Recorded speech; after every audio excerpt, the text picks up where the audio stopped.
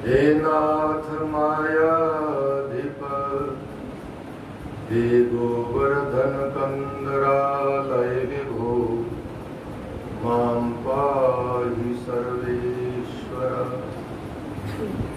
अंगे तु वामे वृषभानुजा मुदा विराजमानामनुरूप सौभगां सखीं सहस्रै परिसेवितां सदा स्मरेम देवीं सकलेष्टकामदाम्। ॐ अज्ञानतिमिरन्धस्य ज्ञानाञ्जनशलाकया चक्षुरुन्मीलितं येन तस्मै श्रीगुरुवे नमः। अखण्डमण्डलाकारं व्याप्तं येन चराचरं तत्पदं दर्शितं येन तस्मै श्रीगुरुवे नमः। सर्वमङ्गलमङ्गल्ये शिवे सर्वार्थसाधिके शरण्ये त्र्यम्बिके गौरी नारायणी नमोस्तुते नारायणी नमोस्तुते। बोलिए कालिका भवानी की जय। श्री गुणेश्वर महादेव की जय। श्री सिंदूरिया हनुमान जी महाराज की जय। श्री राधा कृष्ण भगवान की जय। पूज्य श्री बाली योगी जी महाराज की जय। सर्व संतन की जय। माँ भगवती के चरणों में वंदन करते हुए परम श्रद्धेय प्रातः स्मरणीय अर्चनीय वंदनीय हमारे बाबा जी के श्री चरणों में बार बार वंदन करता हुआ मंच पर उपस्थित हमारे अयोध्या से पधारे हुए स्वामी जी महाराज एवं बनारस से हमारे ब्रह्मचारी जी, इन संतों को वंदन करते हुए आप सभी ट्रस्टीगण, संरक्षकगण, समिति के समस्त सदस्यगण एवं बाबा जी के सभी लाडले प्रेमी भक्त भानुभाव एवं मातृशक्ति, हम सब लोग ये 4 दिन के लिए यहाँ पर बाबा जी के ही इस बगीचे के अंदर बैठ करके उपासना पर्व मना रहे हैं। उपासना का अर्थ ही है कि भगवत प्राप्ति कैसे। सद्गुरुदेव ने तो हमको मार्ग दे दिया, सद्गुरुदेव ने हमारे ऊपर कृपा कर ली, सद्गुरुदेव ने हमें मंजिल की ओर मार्ग दिखा दिया, किंतु उस मंजिल की ओर चलना तो हमें स्वयं होगा। किसी भी मंजिल तक पहुंचने के लिए गति स्वयं करनी होती है। सद्गुरु केवल दृष्टि देते हैं, सद्गुरु मार्गदर्शन करते हैं, सद्गुरु मार्ग बता देते हैं। और बाबा जी ने क्या कृपा नहीं की,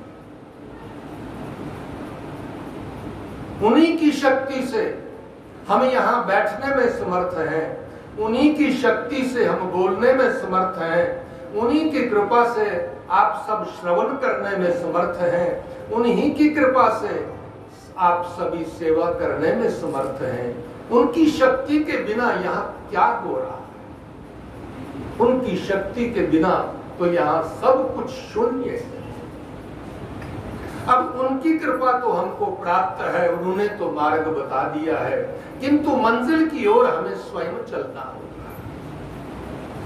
भगवान की यदि प्राप्ति करना है, उपासना के माध्यम से उस परमपिता परमात्मा जिसके हम अंश हैं, उस परमात्मा के चरणों को प्राप्त करना है, तो हमें गति स्वयं करनी होगी।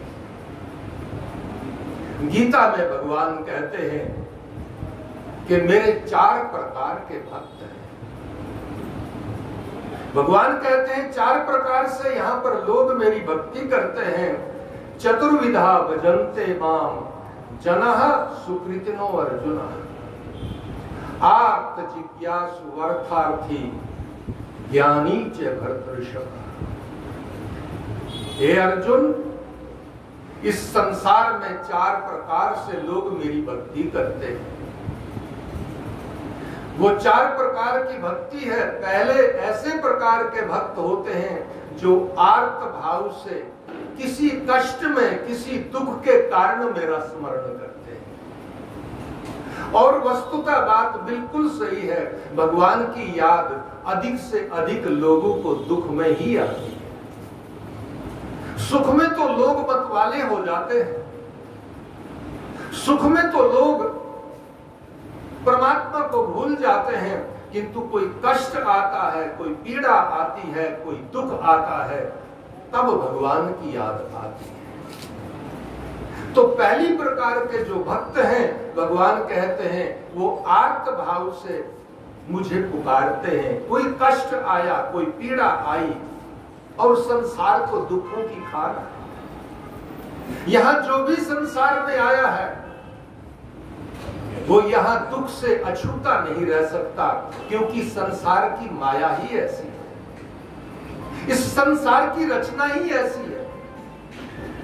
इस संसार की रचना ऐसी अद्भुत है कि जिस वस्तु का आज हमको संयोग है, कल वियोग होने ही वाला है। ये ध्रुव सत्य है। सदैव एक समान संयोग नहीं रहता, सदैव एक समान गति नहीं रहती, सदैव एक समान जीवन नहीं चलता, सदैव एक समान दिन नहीं रहते। यहाँ आज जिस वस्तु का हमको संयोग हुआ है, कल निश्चित वियोग होने वाला है। और जीव को किसी वस्तु के संयोग के अंदर जितना सुख मिलता है, उससे अनंत गुना दुख जब उस वस्तु से वियोग हो जाता है, तब उससे अनेक गुना दुख होता है। तब ऐसे अवसर के ऊपर जीव दुखी होता है, तब परमात्मा की याद आती है। तो पहली प्रकार के जो भक्त हैं वो है आर्त भक्त, यानी दुख में जो भगवान को याद करते हैं। ऐसे आर्त भक्तों में अनेक लोगों की गिनती, जैसे द्रौपदी जी के जीवन में कष्ट आया और भगवान को पुकारा, द्रौपदी आर्त भक्त है। आर्त भक्त भी परमात्मा की प्राप्ति कर सकता है, परमात्मा को पा सकता है, किंतु वहां पर शर्त है। आर्त भाव से दुख में हम परमात्मा को पुकारें, परमात्मा का सुमरण करें, परमात्मा का भजन करें, किंतु परमात्मा का भजन करते करते करते करते करते जब हमारे मन में पूर्ण शरणागति आ जाए, तभी भगवान कृपा करें। वरना दुख में आप कितना भी पुकारें, परमात्मा की प्राप्ति इतनी सहज भी नहीं है। किंतु जब अपने बल को छोड़ देंगे, समाज के बल को छोड़ देंगे, वस्तु के बल को छोड़ देंगे और आर्त भाव से केवल और केवल उस परमात्मा के ही बल को सबसे श्रेष्ठ बल मानेंगे और पूर्ण शरणागति जब होगी, तब परमात्मा की प्राप्ति होगी। द्रौपदी के जीवन में यही घटना घटी। बड़ी सभा में जिस समय द्रौपदी के साथ अन्याय हुआ और चीरहरण होने लगा, उस समय द्रौपदी ने भी परमात्मा को पुकारने से पहले अनेक यत्न किए, सबसे पहले तो जब दुशासन साड़ी के पालव को खींचने लगा तो अपने ही दोनों हाथों से अपने साड़ी के पालव को अपने बल से कुछ अपनी रक्षा की चेष्टा करती है, तब तक भगवान नहीं आए। उसके बाद जब देखा कि ये बलशाली है, ये दुष्ट है, अब मेरी रक्षा नहीं हो पाएगी, द्रौपदी आर्त भाव से, दुखित भाव से चारों ओर अपनी दृष्टि घुमाने लगी, सोचने लगी। इतने आचार्य लोग बैठे, पितामह भीष्म बैठे हैं, मेरे पांचों पति बैठे हैं, सभी लोग बैठे हैं, इतने ज्ञानी लोग इस सभा में हैं, कोई ना कोई तो बोलेगा, कोई ना कोई तो इस दुष्ट को फटकार लगाएगा और मेरी रक्षा करेगा। लेकिन आज कहते हैं बड़ी सभा के अंदर द्रौपदी के साथ अन्याय हो रहा है, एक अबला नारी के साथ इतना बड़ा अन्याय, लेकिन आज किसी का एक बोल नहीं निकला। पांचों पति तो विवश हैं, सबकी धरती की ओर दृष्टि है। आज पितामह भीष्म जैसा ये महान विभूति गंगा पुत्र आज एक शब्द नहीं बोला है। आचार्य द्रोण जैसे बैठे हैं, कितने ही लोग सभा में हैं, आज कहते हैं जब कोई एक शब्द नहीं बोला तब द्रौपदी समझ गई, अब मेरी रक्षा करने वाला मेरे ठाकुर के सिवा दूसरा कोई नहीं।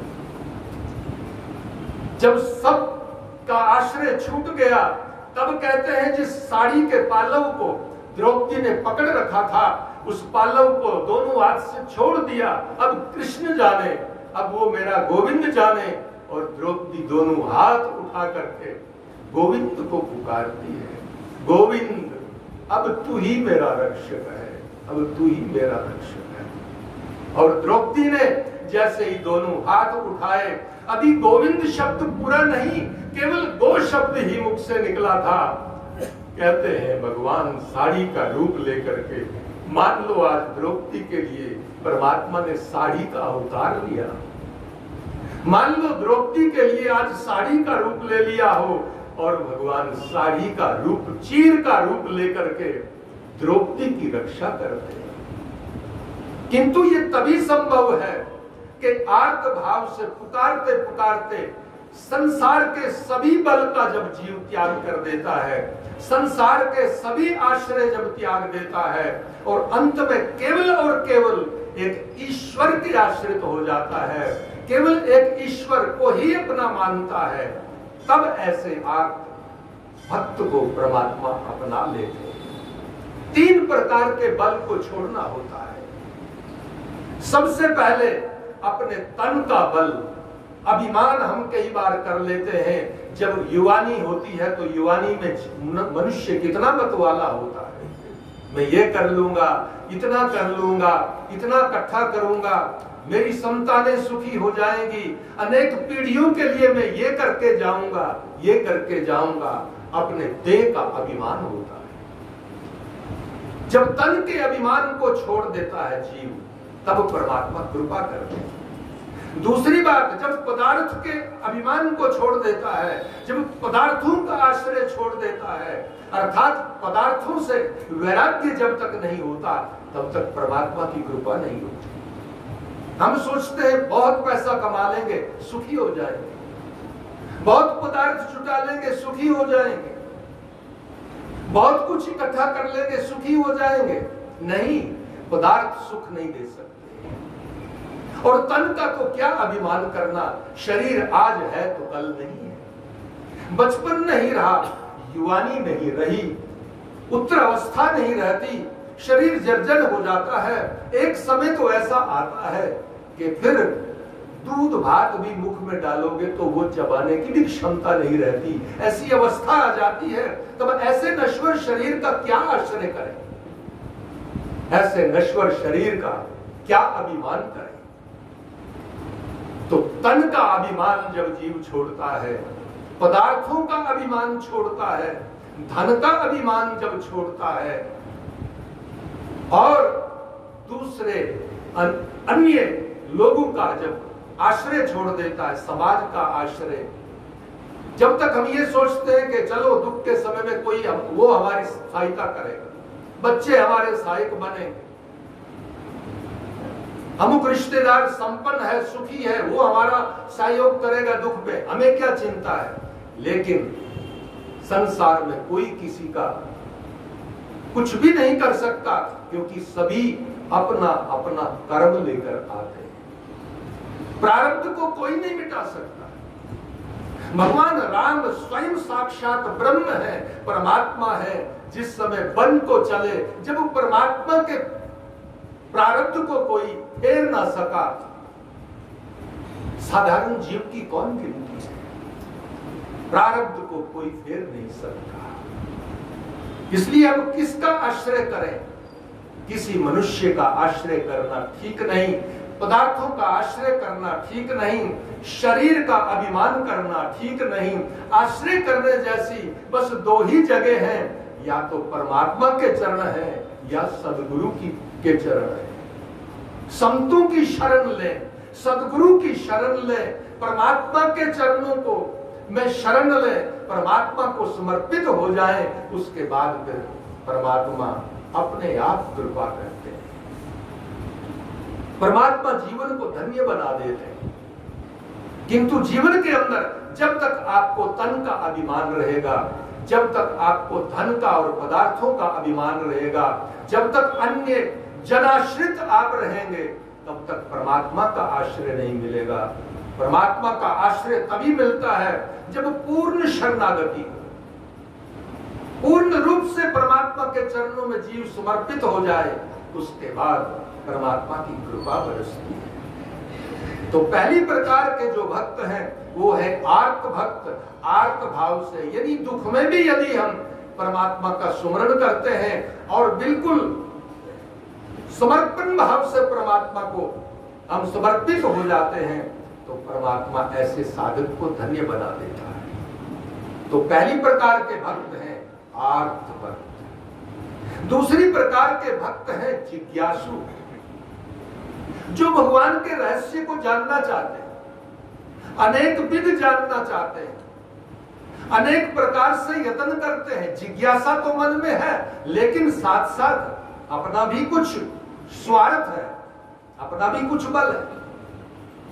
तो ऐसे जिज्ञासु भी धीरे धीरे जो भगवान के तत्वों को समझना चाहते हैं, वो धीरे धीरे धीरे धीरे अंत में वो भी ज्ञानी हो जाते हैं, वो भी ज्ञान को प्राप्त कर लेते हैं। ये दूसरे प्रकार के भक्त हैं। तीसरे प्रकार का भक्त है अर्थार्थी भक्त, जो परमात्मा की भक्ति कुछ प्राप्त करने के लिए करता है। किसी को लौकिक चाह है, किसी को पद प्रतिष्ठा की चाह है, किसी को कैसी चाह है, इसलिए कुछ न कुछ पाने के लिए जो है वो भगवान को याद करता है, भगवान के आश्रित होता है कि भगवान कृपा करेंगे तो मुझको ये मिलेगा, भगवान कृपा करेंगे तो मुझको ये मिलेगा। जैसे ध्रुव जी के जीवन में घटना आई, ध्रुव जी को जब विमाता ने फटकार लगाई, पिता की गोद में बैठने की इच्छा थी, लेकिन विमाता ने ध्रुव को फटकारते हुए जब वहां से वंचित कर दिया पिता की गोद से, तब ध्रुव के मन में एक जिज्ञासा हुई कि मुझे पिता की गोद कैसे मिले। बालक था, 5 वर्ष की अवस्था है, ज्ञान तो नहीं है, किंतु जिस समय वो दुख लेकर, पीड़ा लेकर के अपनी माता के पास पहुंचता है, उस समय सुनीति माता उसको समझाती है कि बेटा, तुम्हारी भी माता ने तुमको पिता की गोद में नहीं बैठने दिया, कोई बात नहीं, आखिर भारतवर्ष की माता है, दिव्य संस्कार देती है अपने बालक को कि बेटा, साधारण पिता की गोद में बैठना क्या, तू यदि चाहे तो तू परमात्मा को, जो सबके पिता हैं, जो जगत के पिता हैं, जो त्रिभुवन के पिता हैं, उन परमात्मा की गोद को तू पा सकता है। उनकी भक्ति के बिना तू पिता की गोद को कैसे पाएगा? तो ध्रुव आखिर बालक है, ध्रुव के मन में एक भाव उठता है कि परमात्मा की भक्ति करने से पिता की गोद मिलती है। यह भाव जागृत हो गया, यानी पिता की गोद पाने के लिए वो भक्ति के लिए निकल पड़ता है। और ये 5 साल का बालक जब परमात्मा की भक्ति करने के लिए वन को निकल पड़ता है, भाव बड़ा प्यारा है, मां के वचनों में श्रद्धा है, मां के वचनों में निष्ठा है।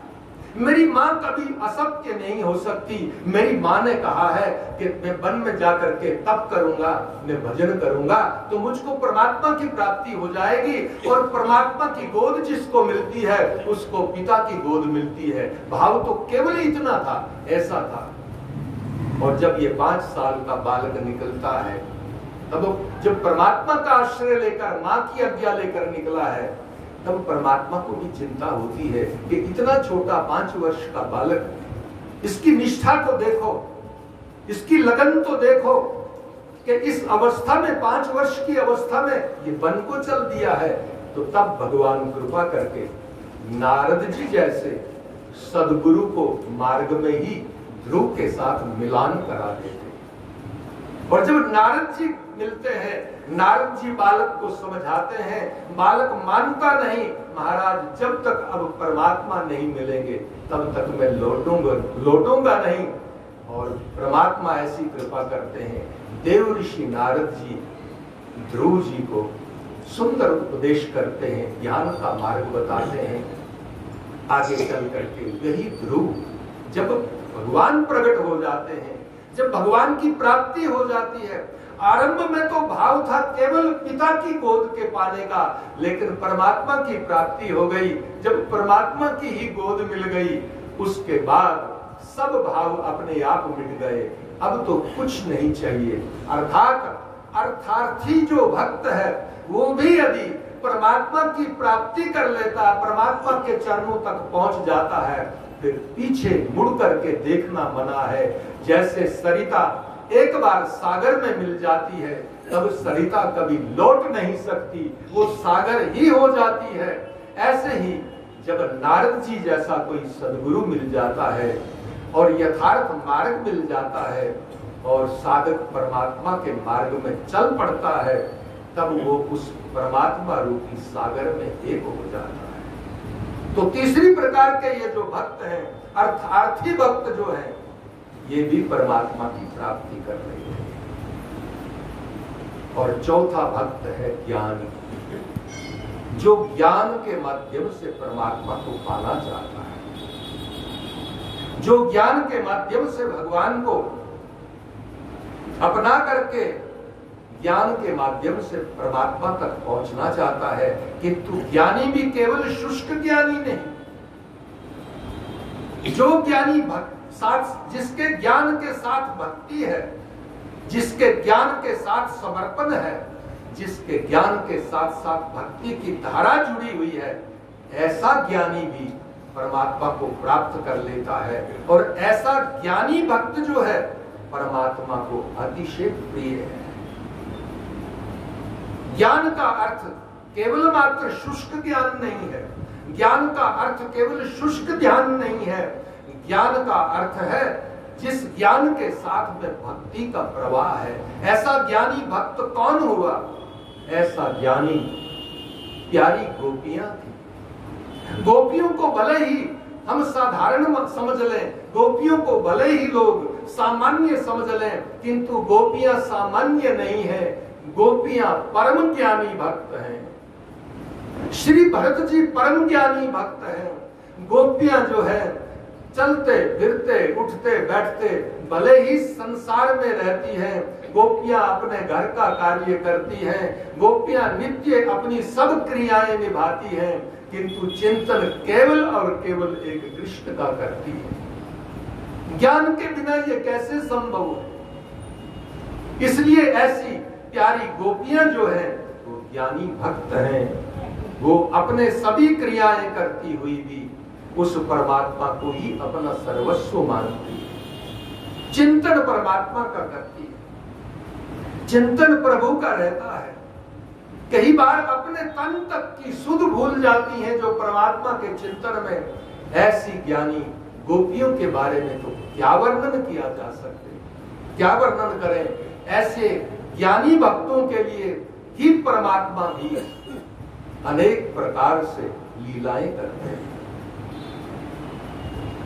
जो ज्ञानी भक्त है, ऐसे भक्तों की याद में प्रभु भी, कई बार गोपियों की याद में कृष्ण भी दुखित होते हैं। जब भक्ति बढ़ जाती है, जब ज्ञान की प्राप्ति हो जाती है, जब भक्ति की एक पराकाष्ठा पर भक्ति पहुंच जाती है, तब ऐसे साधक के लिए, ऐसे भक्तों के लिए परमात्मा भी दुखित होते हैं। परमात्मा भी ऐसे साधक को अपने हृदय में रखते हैं। महापुरुष लोग जो हैं, ज्ञानी भक्त होते हैं, महापुरुष लोग सतत परमात्मा को अपने हृदय में रखते हैं। इसलिए ऐसे ज्ञानी संतों के लिए भगवान कहते हैं कि साधवो हृदयम मह्यम, ये साधुजन, ये मेरा हृदय है, ये मुझसे विलग नहीं है, ये मेरा ही स्वरूप है। और जो मेरे इस स्वरूप महापुरुषों की जो शरण होता है, उसका भी सहज भगवान कहते हैं फिर कल्याण हो जाता है। परमात्मा भी ऐसे महापुरुषों के, ऐसे संतों के पीछे पीछे स्वयं चलते हैं, जगत को आदर्श सिखाते हैं कि संतों से बढ़कर के दूसरा कुछ नहीं। तो बाबा जी जैसे जो महापुरुष हैं, ये ज्ञानी भक्त थे, ये महान पुरुष थे, ये परमात्मा के प्यारे थे। ऐसे परमात्मा के प्यारे जो महापुरुष हैं, इनका आश्रय पाने के बाद, इनकी शरण लेने के बाद, यदि हम इनके आदेश का, यदि हम इनके मार्ग का ठीक से अनुसरण कर पाए, तो हम सहज में परमात्मा को प्राप्त कर सकते हैं। किंतु जीवन के अंदर सब आश्रय त्यागने, मन से संसार को निकालना होगा, मन में प्रभु को बिठाना होगा, मन में सदगुरु की वाणी को, सदगुरु के आदर्श को स्थापित करना होगा, तभी संभव है। अन्यथा केवल चर्चा करना आसान है, चर्चा को श्रवण करना बहुत आसान है, चलना बड़ा कठिन है। भक्ति का मार्ग जितना सहज है उतना ही कठिन है। खाने की धार के ऊपर चलने जैसा है, लेकिन शरणागति दृढ़ हो तो जीवन दिव्य हो जाता है, तब परमात्मा कृपा कर लेते हैं। तो शुष्क ज्ञान नहीं चाहिए, शुष्क ध्यान नहीं चाहिए, ज्ञान के साथ भक्ति का प्रवाह हो। ऐसे भक्त परमात्मा को अतिशय प्रिय है। वार्ता आती है महाराष्ट्र के महान संत ज्ञानेश्वर और नामदेव जी, दोनों समकालीन संत थे। ज्ञानेश्वर महाराज जो है महान ज्ञानी है, महान योगी है, लेकिन नामदेव जी परम भक्त है, परमात्मा के अनन्य भक्त है, आश्रित है, परमात्मा के सिवा दूसरा किसी का आश्रय नहीं मानते। एक बार कहते हैं ऐसी घटना घटी, दोनों संतों की मुलाकात होती, एक और महान ज्ञानी है, एक और महान भक्त है, दोनों की मुलाकात हुई। सोचा चलो पंढरपुर की यात्रा पे निकलते हैं। पंढरपुर में भगवान पंढरीनाथ के दर्शन करने के लिए दोनों संत चले हैं। उस काल के अंदर आज से 400-500 वर्ष पहले इतने साधन तो थे नहीं, पद यात्राएं होती थी, दोनों महात्मा जा रहे हैं। महात्माओं का एक नियम होता है, आज भी जो पुराने महात्मा, त्यागी महात्माओं को आप देखेंगे अयोध्या जी की तरफ से आए हुए, तो आप पाएंगे आप बिल्कुल अपना पुरानी वेशभूषा में एक दंड कमंडल रखेंगे, बड़े टकसार से जीवन जिएंगे। दोनों महात्मा कहते हैं निकलते हैं, संत ज्ञानेश्वर और नामदेव जी अपने अपने कमंडल लेकर, कुछ डोरी लेकर, क्योंकि उस काल में केवल कुएं के जल से ही जीवन यापन होता था लोगों का। निकल पड़ते हैं, मार्ग में जा रहे हैं, पद यात्रा है, गर्मी के दिन है, बड़ी पीड़ा है, चलते चलते प्यास लगती है, कहीं पानी नहीं दिखाई देता, कहीं गांव भी निकट दिखाई नहीं दिया। सोचने लगे पानी के बिना, जल के बिना तो अब जीवन बड़ा कठिन हो गया, अब कैसे करें। धीरे धीरे चलते चलते कहीं एक स्थान के ऊपर पहुंचते हैं, रेतीला स्थान है, और वहां पर एक कुआं दिखाई देता है। कुएं के अंदर जल है, किंतु जल इतना गहरा है कि नामदेव जी के पास में और संत ज्ञानेश्वर जी के पास में इतनी लंबी रस्सी नहीं है, इतनी लंबी डोरी नहीं है कि अपने कमंडल से जल निकाल सके और जल ग्रहण कर सके। कहते हैं संत ज्ञानेश्वर योगी थे। संत ज्ञानेश्वर ने अपने योग बल से नेत्र बंद किए, कुछ ध्यान किया और योग बल से ऐसी महापुरुष की शक्ति, कहते हैं कुएं का जल मान लो कुछ ऊपर आ गया हो, और संत ज्ञानेश्वर जो है कमंडल में जो डोरी बांधी है कमंडल को नीचे डालते हैं, जल निकाला, कुछ हाथ धोए, मुख शुद्धि कर ली, जल ग्रहण किया। और कभी कभी महात्मा लोग भी आपस में थोड़ा विनोद कर लेते हैं। संत ज्ञानेश्वर जी को थोड़ा विनोद सूझा, सोचने लगे नामदेव जी के साथ थोड़ा विनोद करूं। कहते हैं संत ज्ञानेश्वर जी कहने लगे कि महाराज, मैंने तो अपने ध्यान किया और ध्यान के माध्यम से जल ऊपर आ गया, मैंने जल निकाल लिया। आप परम भक्त हैं महाराज, आप भी कुछ प्रयोग कर ले और जल निकाले, जल पी ले, तब यात्रा आगे बढ़े। जब ये बात कही, कहते हैं नामदेव जी के नेत्र डबडबाने लगे। नामदेव सोचने लगे, मेरे पास कहां ज्ञान है, मेरे पास कहां शक्ति है। मेरी शक्ति तो मेरा परमात्मा है, मेरी शक्ति तो मेरा ठाकुर है। मेरे में यदि बल होता तो मैं न जाने, मैं तो बस ठाकुर के बल के ऊपर जीता हूं। इतनी निष्ठा थी, इतना विश्वास था, इतनी दृढ़ भावना थी। कहते हैं कुएं के पास में खड़े खड़े कुएं की ओर दृष्टि डालते हुए बस प्रभु की याद में आंख डबडबाई, आंख में अश्रु आ गए और एक अश्रु बिंदु कहते हैं कुएं में जाकर के गिरता है। और जैसे भक्त का अश्रु बिंदु कुएं में गिरता है, कहते हैं कुआं मान लो, कुएं का जल उछाले बढ़ता हुआ मान लो कोई बाढ़ आ गई हो, एकदम ऊपर आ जाता है। ऐसे भगवान अपने भक्तों की रक्षा करते हैं। तब नामदेव जी जल को ग्रहण करते हैं। भक्ति में बड़ी शक्ति है मेरे भाई बहन। ज्ञानी ज्ञान के बल से भले ही जीवन जीता हो, किंतु ज्ञानी के पास में अपने साधना का, अपने तप का भले ही बल हो, लेकिन भक्त का जो बल है वो परमात्मा है, भक्त का बल भगवान है। इसीलिए रामचरितमानस में कहा है, जना ही मोर बल निज बल ताहि, दोह कहे काम क्रोध रिपु आही। ज्ञानी को भगवान कहते हैं अपने ज्ञान का बल होता है, लेकिन मेरे भक्त को केवल मेरा बल होता है, इसलिए मेरे भक्त का मैं कभी पतन नहीं होने देता। आप पुराणों में देखेंगे, आप शास्त्रों में देखेंगे, अनेकों बार बड़े बड़े ज्ञानियों का पतन हो जाता है। बड़े बड़े ज्ञानी अपने मार्ग से चूक जाते हैं, लेकिन शास्त्रों के अंदर, पुराणों के अंदर कहीं एक भी जगह ऐसी नहीं मिलेगी कि किसी भक्त का भगवान ने पतन होने दिया। अपने भक्त का भगवान कभी पतन नहीं होने देते, अपने भक्त का भगवान कभी अनिष्ट नहीं होने देते। अपने भक्त को परमात्मा संभाल लेते हैं, क्योंकि भक्त का बल केवल परमात्मा है, भक्त का बल दूसरा कुछ नहीं है।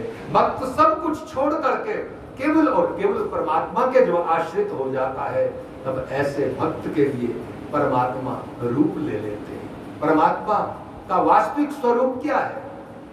भगवान का कोई निश्चित रूप थोड़े ना है। वो परमात्मा तो किसी रूप में प्रकट हो सकते हैं, कोई भी रूप लेने में समर्थ है, सर्व स्वतंत्र है, सर्वशक्तिमान है। परमात्मा के अनेक रूप हैं। भक्त की जैसी भावना हो वैसा रूप भगवान ले सकते हैं। इसीलिए एक भक्ति के आचार्य बड़ा सुंदर कहते हैं, नान्या गति कृष्ण चरणारविंदात संदृश्यते ब्रह्म शिवादि वंदितात भक्तेच्छयोपात सुचिंत्य विग्रहात अचिंत्य शक्ति रविचिंत्य साशयात। एक कृष्ण उपासक आचार्य कहते हैं कि परमात्मा श्री कृष्ण के बिना जीव की कहीं कोई गति नहीं है। एक परमात्मा ही ऐसे हैं जहां जीव का आश्रय स्थान है, अन्य कहीं स्थान नहीं है जीव का। नान्या गति कृष्ण चरणारविंदात। इसीलिए तो उन चरणों का आश्रय ब्रह्मादि देवता भी करते हैं, उन परमात्मा के चरणों का आश्रय, क्योंकि परमात्मा के ही एकमात्र चरण ऐसे हैं जहां पर जीव की गति। नान्या गति कृष्ण चरणारविंदात् समदृश्यते ब्रह्म शिवादि वंदितात। लेकिन वो परमात्मा के चरण कैसे हैं, वो परमात्मा का स्वरूप कैसा है, वो भगवान कैसे हैं? कहते हैं भक्तेच्छयोपात। जैसे भक्त की भावना है वैसे ही परमात्मा का रूप है। भगवान राम रूप में ही आते हैं, कोई अनिवार्य तो नहीं है। भगवान कृष्ण रूप में ही आते हैं, कोई अनिवार्य तो नहीं है। भगवान नरसिंह रूप में ही आते हैं, कोई अनिवार्य तो नहीं है। भगवान तो सर्वशक्तिमान है, सर्व स्वतंत्र है। भगवान कोई भी रूप ले सकते हैं। वो साड़ी के रूप में भी आते हैं, वो नरसिंह रूप में भी आते हैं, वो राम रूप में भी आते हैं, वो वराह रूप में भी आते हैं, वो